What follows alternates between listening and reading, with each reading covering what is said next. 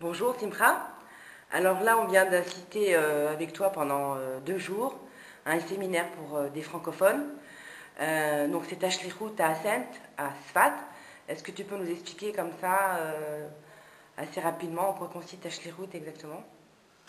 Alors d'abord, il faut savoir que Ascent, c'est un endroit qui existe depuis à peu près 26 ans, qui a été créé au départ pour répondre à la demande des jeunes touristes américains, australiens, anglophones qui passaient en Israël et qui n'avaient aucune idée de ce que c'était que le judaïsme.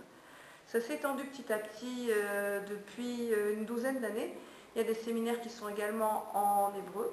Donc on a, au jour d'aujourd'hui, on reçoit à peu près de 50 000 personnes par an. Ça veut dire des Israéliens, ça veut dire des Américains, des Australiens, des Anglais, etc. Et aussi des Français, et aussi des soldats, et aussi des groupes organisés.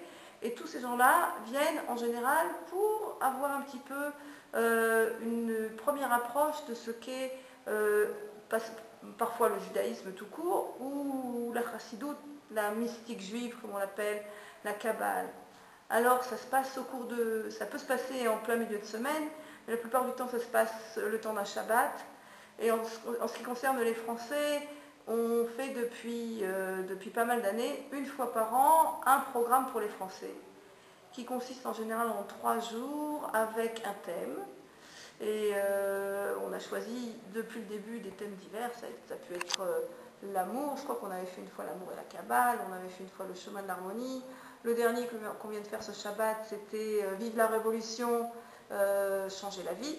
Et on a des intervenants de tous ordres. On a pu avoir ici le Rav Lesselbaum, le Meir Abouchatzera, c'était un grand séminaire, le Rav Dinovitch, qui nous a fait aussi le plaisir d'être là encore une fois avec nous cette semaine.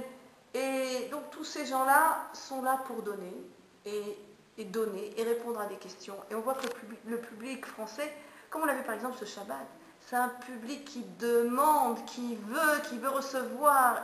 On n'a pas eu une seconde ce Shabbat. On a commencé le repas, après un chiot d'1 heure, on a commencé le repas à 1 heure. Les gens, ils n'ont pas bougé de la table, ils avaient encore et encore des questions. Et qu'est-ce que c'est Mashiach et pourquoi et comment et ça n'arrête pas. Ton fils t'aide, hein, Aaron. Ah oui. Il est connu par l'équipe Vive le Roi. Parle-nous un petit peu de ton fils. Alors, qu'est-ce qu'il fait s'il t'aide un petit peu avec les Français? Alors Aaron Loft, qui est donc, oui, ça fait, même avant qu'il soit à Tzfat, maintenant il habite à Tzfat, c'est encore plus facile, donc il donne aussi des cours ici pendant la semaine à Sainte, des cours en anglais, des cours en hébreu, et quand il y a des Français, bien sûr. Et sinon, oui, ben, bien sûr, de plus en plus, il aide, il est complètement partie prenante du séminaire, il est madrich, il répond aux questions, il est avec les gens, il donne des cours. Et vous faites ici les codes. Voilà, explique-nous un petit peu c'est quoi les codes. C'est quelque chose de très spécial qui a été mis au point par le Rav Eliké il y a déjà plusieurs années. C'est basé sur un programme sur ordinateur qui fait une recherche des versets de la paracha suivant. On prend la date de naissance de la personne, on prend son nom hébreu, et puisque tout est Ashgacha pratique, aussi bien la date de naissance de la personne que le nom qu'il reçoit à sa naissance, on retrouve d'après ces codes, on cherche les versets dans lesquels le nom apparaît, et ces versets nous donnent une idée de ce qu'est le potentiel de la personne, de toutes ses forces, de ce qu'elle peut faire de sa vie. Et ça donne en tout cas des indications à la personne sur comment elle peut utiliser ces forces qui lui sont données au départ. Et donc on passe à peu près entre un quart d'heure et une demi-heure avec chaque personne à lui expliquer. Et des fois ça débouche aussi sur des questions qu'ont les personnes, des questions profondes qu'elles ont envie de poser. Et donc on passe de là à Hébreu de Kodesh. Et c'est un moyen de vraiment connecter avec la personne de façon complètement intime. D'accord. Bon, alors là aussi, ce Shabbat, on a eu le Rav Gabriel Bécouche du site Vive le Roi, qui a donné des cours sur le Dvar Malchut. Qu'est-ce que tu as pensé un petit peu de ce qu'il a dit Gabriel, on le connaît depuis longtemps. On l'a connu par Aaron, puisqu'ils étaient Chavruta, Kfar Chabad, au collège il y a quelques années.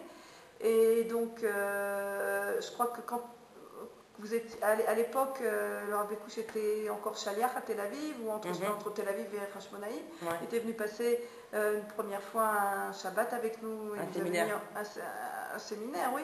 Et il nous avait mis en contact avec, vous aviez mis en contact avec pas mal de jeunes de Tel Aviv qui ont depuis fait complète Shuvah, qui sont devenus complètement Chabad. Ouais. Certains se sont mariés, etc. Ouais, etc. Bon, bah, cette fois-ci, il est encore intervenu sur le Dvar Malchut et à plusieurs reprises. Sur Moshiach. Toujours sur Mashiach. Je crois que c'est son sujet de prédilection. Et je crois qu'il a vraiment fait rêver les gens quand il leur a expliqué ce que c'est que la Géoula. Et quand il a parlé de la bataille entre le Léviathan et le Sorabar et le Yain Ameshumar et tout ça. Et tout d'un coup, les gens se sont dit, mais attends, mais je croyais toujours que la Géoula, ça allait être quelque chose qui fait peur, ça allait être quelque chose de terrible, de tragique. Et là, vous nous parlez que du bonheur, que du plaisir, que de tout ce qui va, que de la joie qui vient de ça. Et je crois que c'est ça que Gabriel arrive à donner aux gens, c'est leur faire partager cette joie de la Géoula, les mettre vraiment dans l'ambiance pour se préparer à ça. Alors, est-ce que tu peux nous donner un petit mot pour l'année qui arrive, la 5770? Attention, mais alors là, 5770. Shvamot Shivim, c'est l'année 770 Gematria Tsarfat, 770 Gematria Bet Mashiach. Alors on met les deux ensemble, ça veut dire que cette année, tous les Français sont au 770, et puis c'est l'année de la Révolution, et puis c'est l'année de Mashiach. Il n'y a pas, ça fait 5770 ans qu'on l'attend, et bien cette fois-ci, ça y est. Et puis c'est les Français qui donnent le top départ en allant à 770 dès Rosh Hashanah. Alors, je te remercie en tout cas, Simcha. On a passé un excellent Shabbat.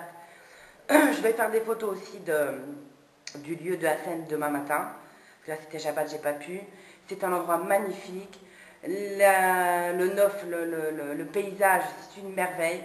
Toi, tu es un amour de patience avec les gens.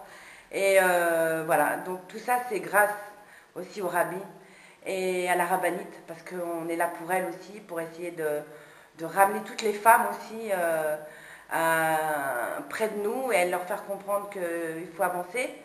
Je te souhaite beaucoup de chance, une très très bonne année et aussi de vivre le roi si Dieu veut et à vivre la reine. Alors bonne réussite à vous tous, Shana Tova Umetuka à tout le monde. Et puis c'est vrai, on a oublié de dire que ce site, ce lieu à Sainte, ça n'existe que par la bracha du Rabbi. Et tout ce qu'on fait, ça n'existe que par la bracha du Rabbi. Exactement. Et si Dieu veut que ça continue comme ça pour vous, pour nous, pour tout le monde.